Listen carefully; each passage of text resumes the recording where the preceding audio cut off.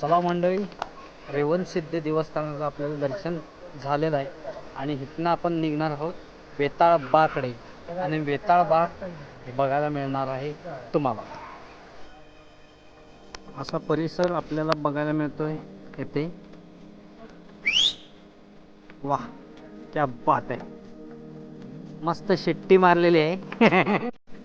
मंडळी, आपण वेताळ गुरुपाशी आलोय आणि इथं वेताळ गुरुचं देवस्थान असं आहे की महिलांना इथं प्रवेश नाही आणि महिलांना इथं प्रवेश नाहीच आहे. महिलांनी प्रवेश करायचा नाही, बंदी आहे. त्यामुळे महिलांनी इथं यावे आणि बाहेरून दर्शन करावे, आतमध्ये नाही. No entry. चले जाओ.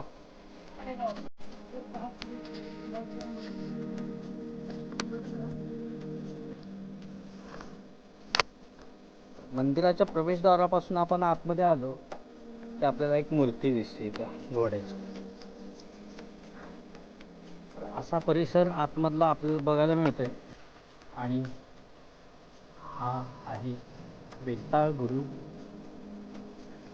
यांचं देवस्थान. खंकाळ श्री वेताळ.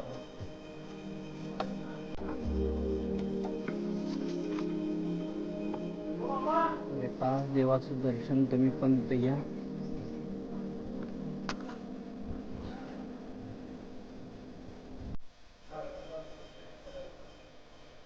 हळद कुंकू. राजा विक्रम. राजा विक्रमांचा पण इथं फोटो दिसतोय बघा. आणि त्याच्यानंतर इकडे गेलो की आपल्याला कंकाळ म्हणून एक देव दिसतो. कोण होता कंकाळ काही माहित नाही. तर असा परिसर आपल्याला पाहायला मिळतोय वरती. मित्रांनो, आपलं दर्शन इथनं झालेलं आहे वेताळ गुरुचं आणि इथनं आपण चाललोय शुक्राचार्याच्या मंदिरामध्ये. आणि शुक्राचार्याचं मंदिर पण छान सुंदर असं बघण्यासारखं आहे. तर गाडीवर बसूया आणि भेटूया तुमच्याबरोबर थोडं गाडीवर.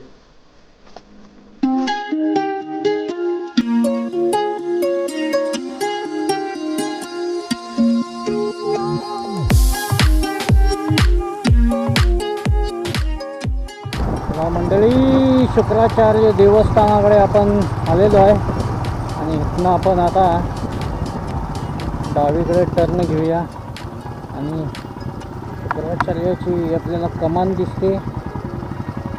कमानीतनं आत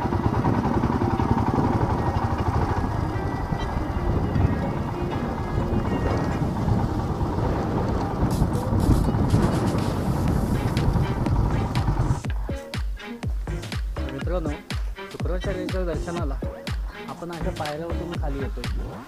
खाली आल्यावरती हे असं शुक्राचार्याचं मंदिर आपल्या खालच्या दिशेला बघायला मिळतंय.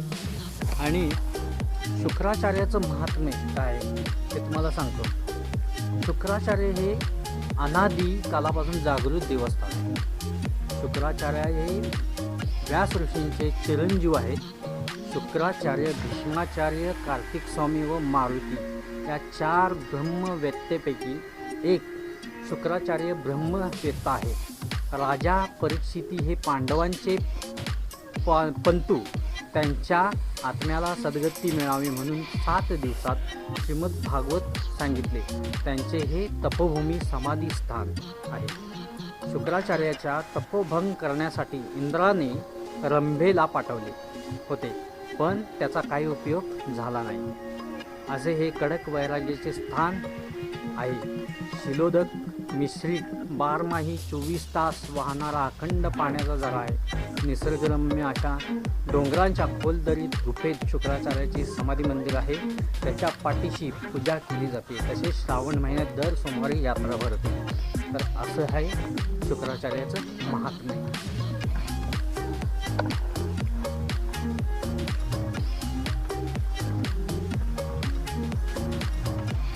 आपण आता खाली उतरलं इथं आपल्याला एक कुंड दिसतंय पाण्याचं आणि त्याच्यानंतर इथे चपला काढायला जागा आहे आणि मस्त असा निर्मळ नजारा आपल्याला इथं बघायला भेटते.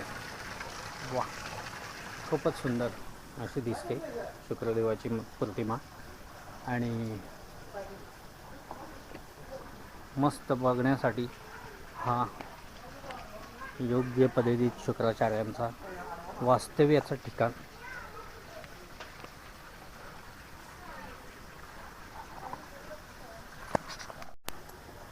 चला तर मग थोडंसं आपण गुफेमध्ये दर्शन करूया देवांचं. शुक्राचार्य जिथं बसत होते ही अशी गुफा आहे. छान अशी गुफा तुम्हाला बघायला मिळते. हे शुक्राचार्य आहे.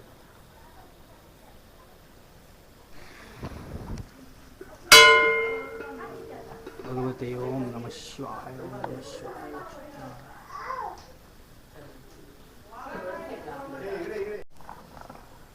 आपल्याला अशी गुहा बघायला भेटते आणि गुहेमध्ये पिंडीचं एक पिंडी दिसते आपल्याला या गुहेमध्ये. मस्त अशी. वा, क्या सुंदर आहे. ओम नमः शिवाय. आतमध्ये जात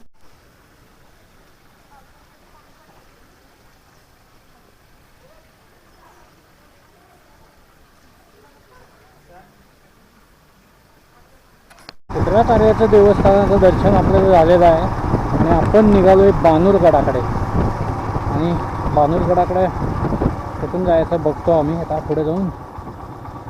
ताडाची वाडी. तर मित्रांनो, आपल्या भैरजी नाईक समाधीच्या तिथे खूप असा पालापाचोळा पडला आहे.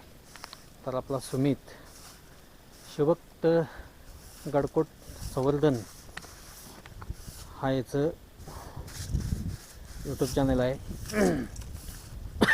आणि हा माणूस आपला मित्र अशी ही साफसफाईची कामं किंवा आणि काय असेल ते इथं करतो आणि आम्ही पण त्याला थोडाफार हातभार देण्याचं काम करत आहोत. कारण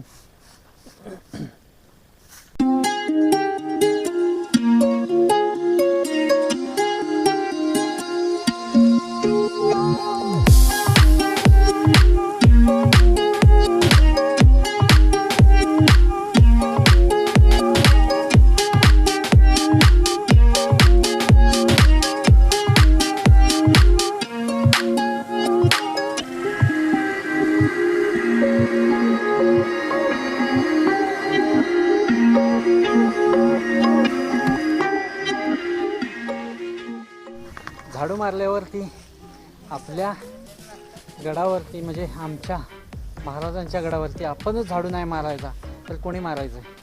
तर थोडंफार आम्ही पण काम केलं, सुमितनं पण केलं आणि आपले बाईक रायडर्स सर्व मित्रगण इथं आहेत.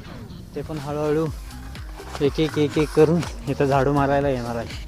मस्त असं हे प्रांगण आपण स्वच्छ करणार आहोत आणि इथं थोड्या वेळानं ध्वज इथं फडकवणार आहेत आणि मस्तपैकी इथं आरोळी देण्याचं काम आपण करणार आहोत.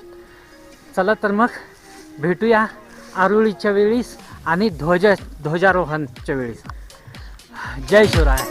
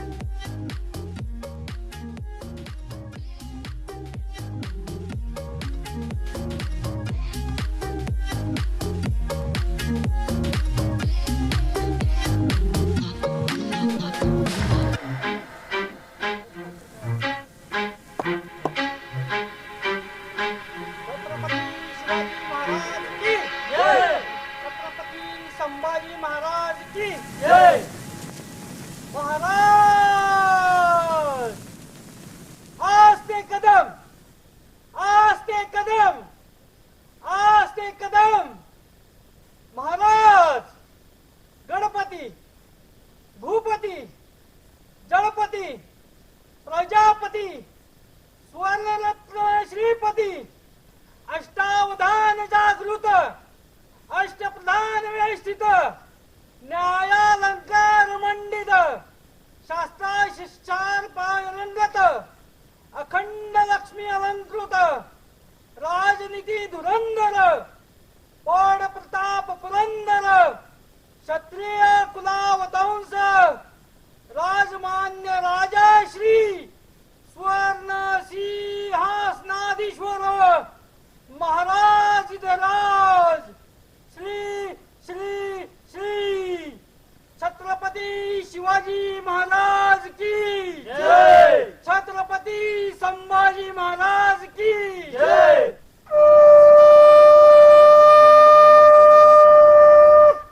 छत्रपती शिवाजी महाराज की जय, धर्मवीर छत्रपती संभाजी महाराज की जय. जय श्रीराम, जय श्रीराम. बोल बजरंग बली की जय. हर हर महादेव, हर हर महादेव. हिंदू धर्म की जय. जय गौ माता, जय गौ माता.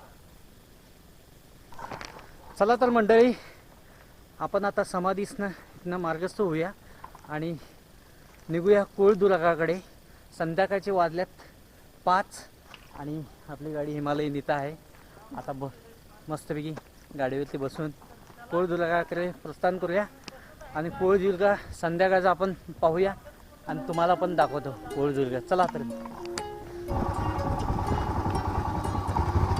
मग इथनं आता निघूया कोळदुर्गाकडे आणि समोरचा नजारा तुम्हाला मस्त असा बघायला मिळतोय. सूर्य आपला पश्चिमेला डुबत आहे आणि आजूबाजूचा नजारा वा किती सुंदर.